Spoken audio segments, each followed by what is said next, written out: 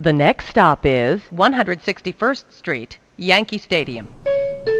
This offseason is going to bring a lot. Me and Brandon have discussed quite a bit. And the Yankees' number one priority right now is shortstops.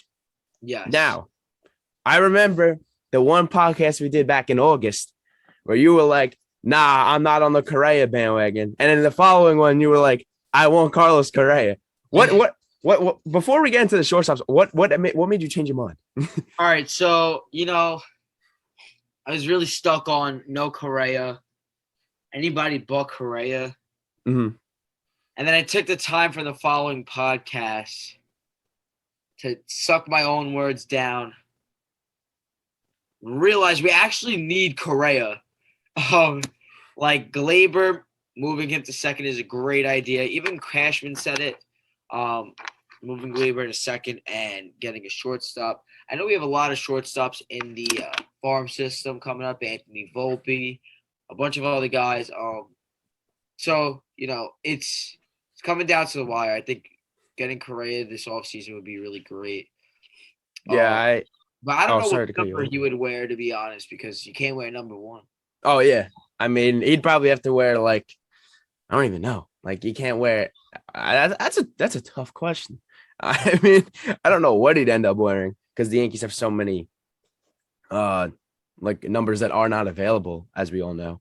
But, yeah, I've been on the Correa train since the start. Well, I wouldn't say since the start. Like, when I first saw people campaigning, oh, Carlos Correa, the Yankees, I was, like, a little skeptical because he was an Astro. He was a part of that cheating scandal. I mean, I was a little skeptical over that. But if he comes to the Yankees, I forgive him.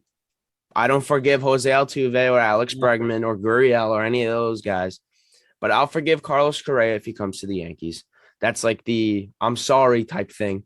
I'm going to come help you win a World Series to repay that. So, but my heart is set on Carlos Correa being a New York Yankee. And I think it happens. I honestly, genuinely believe that it happens. Brian Cashman he was in New York City the other day for the UFC fight. And he posted NYC, and everybody in the comments is like, Yankees. Back on Correa, I would love him here. I would embrace Carlos Correa. As I mentioned, I was like, oh, I would never wear a Carlos Correa jersey. I would embrace him, but I wouldn't wear his jersey. That kind of changed. I mean, I'm a little – I'd wear his T-shirt maybe. Like now, I'm making progress. I love Carlos. I don't think I would wear anything, but unless he wins this World Series. If he wins a World Series, promise me this: if he comes to I'm making a promise right now. All the 4-line viewers are seeing it right now. If he wins a World Series with the Yankees, I will buy his jersey. I will second you on that. I want to join this promise as well. So if the Yankees win the World Series next year, we're both buying Correa jerseys and we'll wear them. But yeah, I love Correa. I think he's a great player, great defensive player, which is what the Yankees need to focus on. Great offensive player as well. But there are other candidates on the market just in case we can't get Carlos Correa. Personally, I think Carlos Correa is going to be a Yankee. People call me, oh, you're delusional. I don't think I'm delusional. I think Carlos Correa will be a Yankee. But people are saying, oh, yeah, Corey Seager. He's more of a, what do you say, like a more realistic option. I wouldn't mind Corey Seager. What are your thoughts on Corey Seager, Brandon? I wouldn't mind him either. I don't really want him. Yeah, I'm my heart's set on Correa. Correa is a better player overall, but Corey Seager, I feel like he gets hurt a lot. Yeah, he does. He does. We need a player that is not going to get hurt all the time. And I feel like with Corey Seager, he's not the one for us. So I really say we stay away from Seager, go out for Correa. The free agency just started now. Mm-hmm. I say get it done early. Word, me too, bro. Me too. The Astros offered him something he didn't accept. Yeah, it was 5 years, 160 million. Correa doesn't want that. Correa wants like the high 200s or maybe even 300 million. He wants like Cole type money. You know what I'm saying? Like Garrett Cole range of. He already got scammed with Cole. Low key. I think that will change. Trust me. Hold on. After this whole spider attack thing, not that we got scammed, but we kind of got like, I will say, blindsided.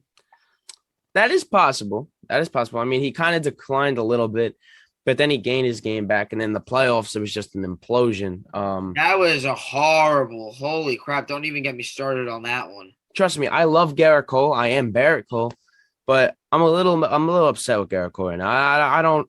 Garrett Cole will win the Cy Young, but after that playoff performance, I really don't even want to get excited over it.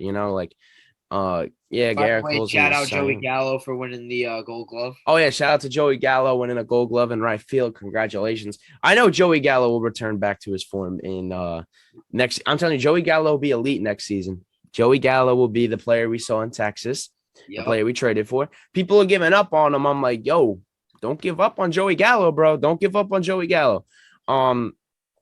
Another player. Speaking upon like outfield, which we'll get into in a few minutes, but getting back to like the shortstops, you got other guys on the market. You got Marcus Semien, Trevor Story, Javi Baez, who the Yankees should not even look at, in my opinion. Don't look at Baez and Story. If Seager and Correa are off the board, which I highly doubt, one of those two is going to the Yankees. You could go look to at Marcus Semien. You go to Marcus Semien. Definitely would go to Marcus Semien. We saw him in Yankee Stadium. He was getting hits against us. He had 2 home runs in that game we went to on Memorial Day. Yeah, Simeon's a good player. Yeah, Simeon's he's very underrated in my opinion. I think he's I a would great rather player. go for Simeon than Corey Seager. They have more Ooh, that's a value. hot take. That's a good take. I like that. Honestly, yeah, I feel like you would get more value out of Marcus Simeon than Corey Seager. Corey Seager is a big name player. I mean, a little bit big name player. Mhm. I feel like Marcus Simeon's really underrated. He's a really good player. Yeah. You could get Marcus Simeon for way cheaper than Seager, and Mhm. he would play probably even better. That's a great take. I actually agree with you there because see, Marcus Semien is a great defender. I had written an article on this the other day. He had quite a few defensive runs saved. So he puts together good defensive metrics. Corey Seager isn't the greatest defensive. I mean, he just isn't the best defensively. And the Yankees really need to prioritize a shortstop that has the perfect balance. I've been saying this a lot on Twitter and in articles. They got to prioritize a shortstop that has the perfect balance of defense and offense. And Carlos Correa is that guy. Carlos Correa is elite on both sides of the field. Carlos Correa is the best shortstop in the league, in my opinion. Wow. I don't think anyone's better than him. And I'm going to leave that there. And you could call me that. Like, if Carlos Correa doesn't go to the Yankees, I could still say that because I will back up my words unless something changes all of a sudden.